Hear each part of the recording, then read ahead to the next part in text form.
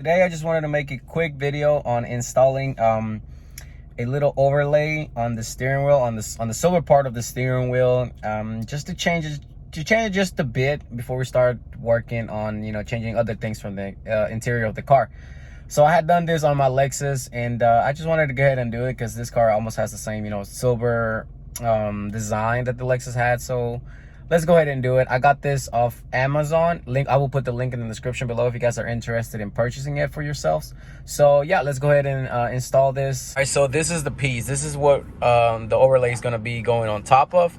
I'm gonna go ahead and clean this off and then install it for you guys. All right, guys, so that's how it looks, installed on the car. And only thing I don't like is that it does stick up a bit from the cut. So I'm probably gonna end up removing it. See how it is on this side as well. So I'm probably gonna end up removing it and cutting it just a bit and trying to make it fit. I have double-sided tape at home, so it's not gonna be hard to install. It's pretty simple. Let me know what you guys think in the comments below. Now I feel like the BMW sticks out of place just a bit, so I might end up replacing that with the black ones that I've seen online. So yeah, hope you guys like this video, guys. I'll see you on the next one, and peace out.